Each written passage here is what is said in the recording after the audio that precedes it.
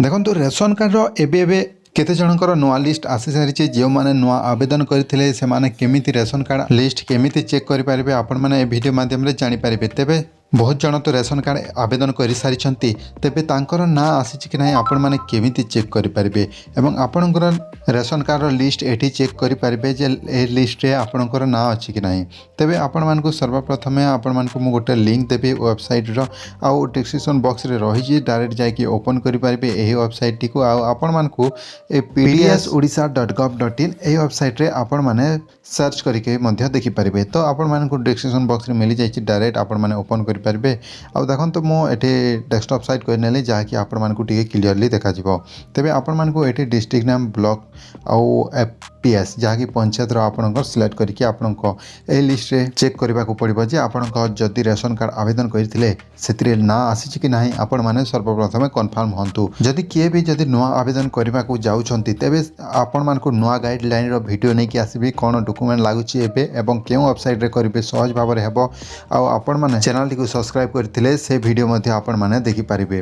तबे देखंतु मो डिस्ट्रिक्ट गोटे सिलेक्ट करनोची आपणकर जो डिस्ट्रिक्ट से डिस्ट्रिक्ट आपण माने सिलेक्ट करनेबे। तापरे एठी रहिछि ब्लॉक यूएलबी आपण ब्लॉक एठी सिलेक्ट करनेबे। ब्लॉक सिलेक्ट कला परे आपण मानकु देखंतु एफपीएस रहिछि तले एठी देखंतु सिलेक्ट एफपीएस आपण पंचायत नेम थिबो एठी गोटे कोड थिबो आउ पीओ एमिति आपण पंचायत नेम थिबो। तापरे गेट रिपोर्ट रे आपण मानकु क्लिक करबा को पड़िबो। गेट रिपोर्ट रे जेमिति आपण माने क्लिक करिवे तो देखंतु मो आउ थरे कन्फर्म हे कि आपण मानकु गेट रिपोर्ट रे क्लिक करके देखि दोछि। तबे रेशन कार्ड आवेदन करिवार बहुत दिन हला परे मध्य जे मानकर आसुनी से माने बहुत दिन हला अपेक्षा करछंती आउ सेति पय आपण माने इरिटेट मध्य हे जायतिबे। तेबे आपण मानकु एबे नुआ खुशी खबर आसीछि केमिति करिवे एवं न्यू वेबसाइट रे केमिति आवेदन करिवे डिस्क्रिप्शन बॉक्स रे लिंक दे दिछि सेठी जायकि आपण माने चेक करि पारिबे।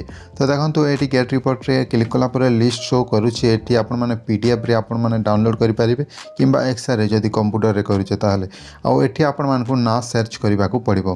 तबे देखंतु एमिति आपणको पंचायत रो समस्तंकर ना आसी जायतिबो जे मानकर आगरु मध्य लिस्ट ना रहिछि आउ नुआ मध्य आसीछि।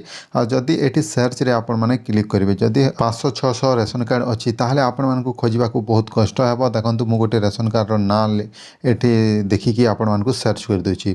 तो एठी आपण मानकु सर्च बॉक्स रे लिखिबा को पड़िबो आपणकर ना जो ना थिबो से ना लिखि देबे।